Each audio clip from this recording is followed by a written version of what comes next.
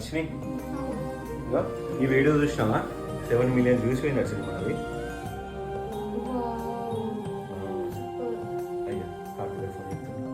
Hello Karthik. సరే కనుక్కుంటే తీరా. ఏంటిదంట బావా, ఏమంటున్నాడు కార్తీక్? మొన్న కార్తిక్ గాడి ఇల్లుకి అడ్వాన్స్ ఇచ్చానని చెప్పినా కదా, అది క్యాన్సిల్ అయిందట.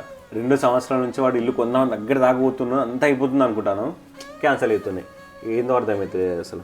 అయ్యో అవునా?